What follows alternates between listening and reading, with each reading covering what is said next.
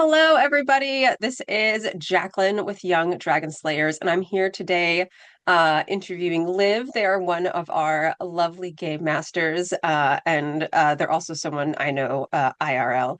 Um, so I have a couple of things that I'm really excited to talk about with you guys and to just share some of our cool GMs and the stuff that we do. So as a start, just tell us about what kinds of things you do outside of the realm of Young Dragon Slayers. We know you are a game master. We know you run our chaotic, beautiful stories, but you do other things in your life. What are they? Yeah, I do quite a bit outside of Young Dragon Slayers too. So my day job, which is a lot less fun than running games for kids and all the chaos we have there, I am an educator. I was originally a teacher. I taught middle school math, and I just transitioned out of the classroom a few years ago. And now I am still an educator. I do educations on research, helping researchers keep participants safe when they are conducting clinical research at hospitals and institutions as such. Other than that, I also am getting my master's in public health at George Washington virtually. And so on the nights that I don't do Young Dragon Slayers, that's what I'm doing is studying and reading Mhm. up on how to improve health, both mental and physical for the people of, our beautiful country. And then I'm trying to think of hobbies because that's also a lot to do on top of that. I enjoy painting. I do a lot of Dungeons and Dragons and RPGs outside of Young Dragon Slayers with friends, local community groups. And I also have a dog. His name is Terrence Barker, which all of my players know very well and have seen many times. And we like to go on hikes and walks together. We love Terrence here. How did you get into the medium of tabletop role playing games? You said you play them outside of Young Dragon Slayers, but how did you get into them, and what about the medium itself really got you, got its hooks in you once you started playing? I was about like 2017, 2018. I think I had seen some things on like Instagram, Facebook. This is like pre-TikTok era. Um, And I wasn't like a gaming kid growing up. I was a very studious kid. So I didn't really know a lot about gaming in general, like video games, board games, and then like your very standard Monopoly. And so I saw like TTRPGs, specifically Dungeons and Dragons 5th edition, and I was kind of interested in like this storytelling aspect, this building characters. I always loved fantasy books growing up. So I remember I had met a friend of a friend at a party, and he was like, I'm looking for a group to run Dungeons and Dragons for. And I was like, I have people who would love to play Dungeons and Dragons with you. We just literally have no idea how to do it. And so we started with him. We played like once a week in our college dorm, and it was really fun. I think this idea of like building a character and then building a story together, where I my first D&D character was a little half orc named Sefri. She was a barbarian, far from home. She was kind of like the little sister of the party, and I watched that like Hmm. develop with all my other friends' characters and the story we built together, and it was really, really cool. And I thought to myself, I love playing Sephiri, I love playing with this group, but what more can I do with this? What other stories can I tell with people? Well, that's awesome that the character building is the thing that really drew you in, because I think that's something that a lot of young people are drawn to as well. Now that you're fully in it in the world of tabletop RPGs, what kinds of different activities are you involved in? What games do you play? Who do you play with? Do you watch streams or design games or anything in the game adjacent world? I run bi-weekly games every 2 weeks at a local game cafe called Tabletop here in Cleveland. They're really fun. It's a community-based game, and so I run a like level 5 to 8 group in D&D 1 there. And anyone can join, whether it's your first time playing D&D or you're an expert. I love that space 'cause it's kind of very similar to kids. I get to like teach them how like this love of D&D, Hmm. especially for anyone who's coming in like brand new to the game. I also do, like I said before, a lot of TTRPGs with my friends. So like last night I played For the Queen with some friends, which is a role-playing game that has no dice but just cards, and you build a story about your queen is under attack. How did she get there, and what are you doing to defend her, if anything? That's by Alex Roberts. It's so fun. I've played Call of Cthulhu with friends. I'm about to run a Dungeon World campaign for friends. I'm actually about to run a Dungeon World campaign or one shot for a coworker and her kids this afternoon.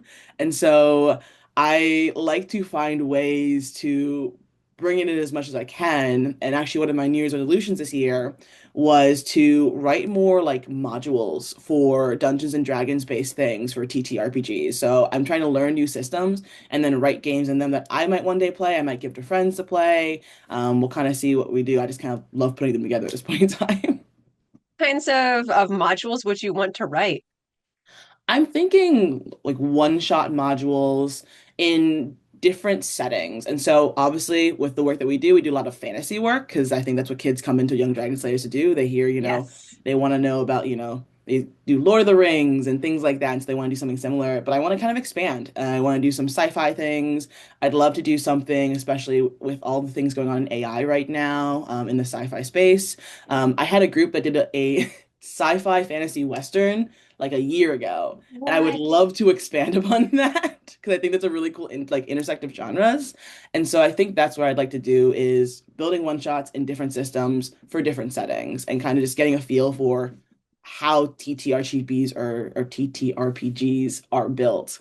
We'll see how far I get with that resolution this year. The goal was like once a month, and we're at the end of January. I've not done anything, but Listen, you'll get there. You've got 11 months to go. that's true. That's really true.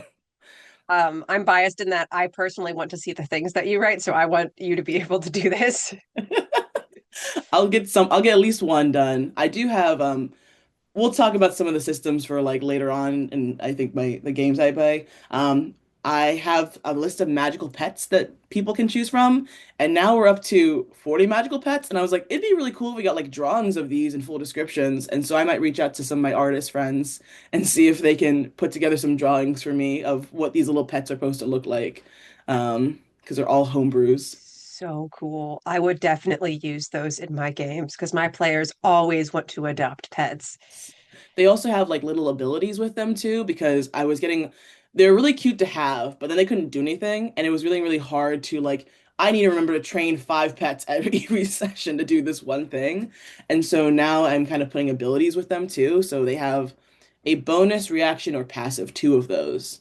And so that they can train with their like player to do, kind of like Pokemon-esque what we've developed Right. here, but that's like something a project this year as well. Um, in terms of watching things, sorry, I'm trying to get us back on track because I will go off on so many tangents on you, Jacqueline. Um, I'm I writing notes down of things to come back to later because I'm very excited about them, but please go. I am not a big watcher of things. I've seen Vox Machina and Mighty Nine, but I actually really like podcasts. So I think one of the first podcasts that I really got into with D&D was The Adventure Zone, which is by the McElroy brothers and their dad Clint. I really love the Balance Arc. I'm currently listening to Steeplechase, which is also really fun with Justin taking over the helm for the game for that one. And I really enjoyed Graduation and Ether Sea. And there's a lot of other things they've done that I just can't remember off the top of my head. I Steeplechase also and have started Ethersea watching. do fun stuff with setting, which seems like it would resonate with you. But you said you started watching. I started watching Dimension 20 as well. So those are good to have on in the background. I feel like I don't have to look as much at it. I can kind of listen to it as I Yeah, do it's not work. quite as visual as like the animation. Yeah. Do you find through watching those, you'll see things that the game masters do in those shows and you think like, I'm going to use that or I'll take that?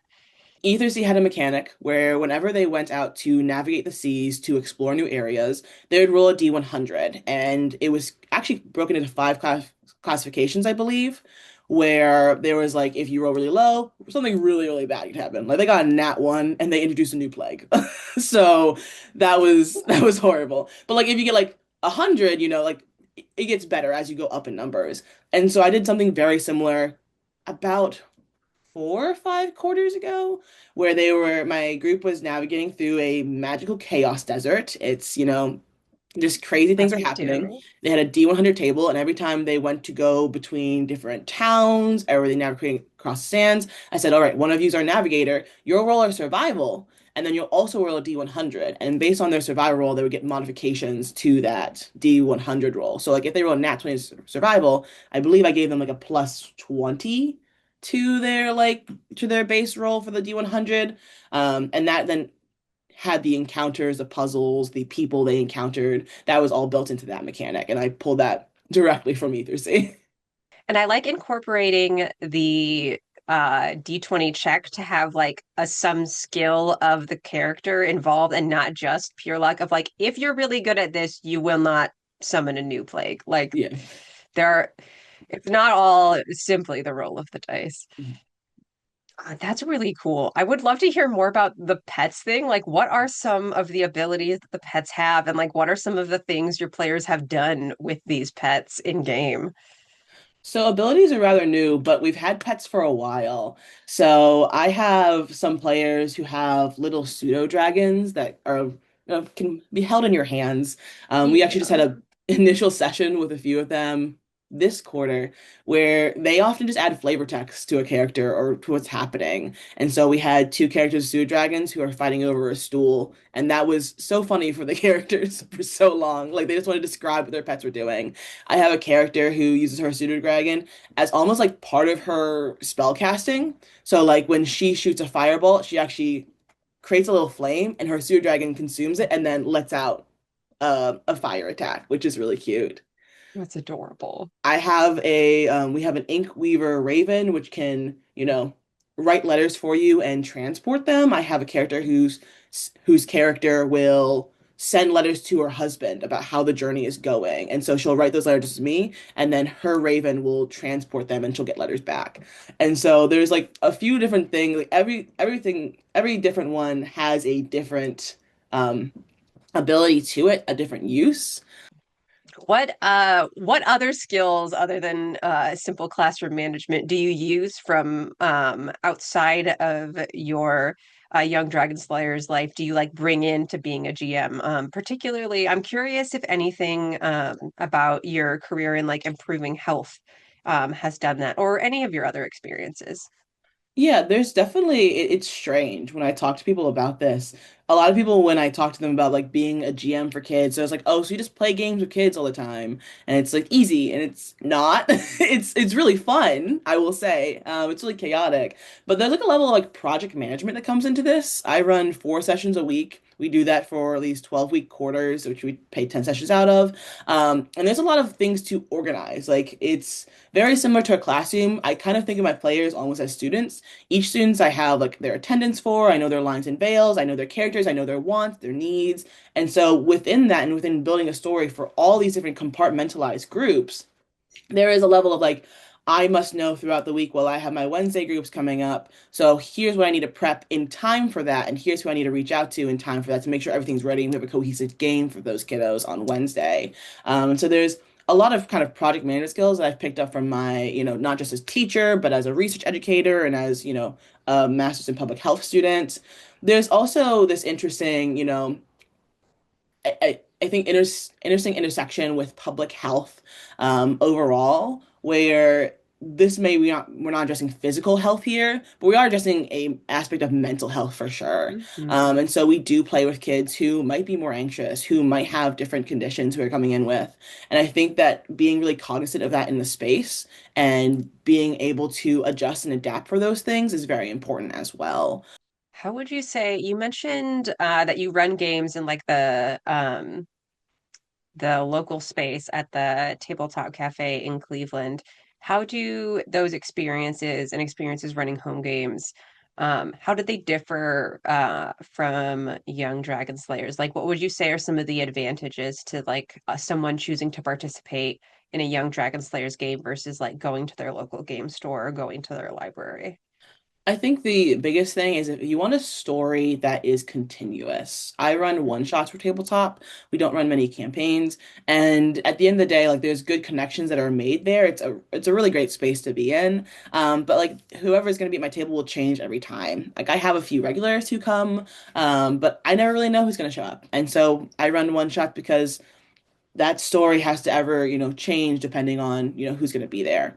Young Dragon Slayers is really fascinating because you join into a group for a quarter, and we sit down and we say, hey, what do you want this story to look like? Like, let's be collaborative in this space. Let's talk about it. And then over those 10 weeks of play, we create a story together. We follow through with character lines. We have that development. You'll meet really cool NPCs that you can follow back up with. It's almost like building this. you're building this community with your group in Young Dragon Slayers of, your 4 to 6 kiddos, but then you're also building this world together that you share and that shared experience together. And Mhm. I think that's really cool. Something I actually do for my kiddos at the beginning. I'm starting it for this year for all of my kiddos, but I've previously only done it with my higher level or older kiddos in the past years. Is each quarter we build a map. And so I tell them, these are the different things on the map.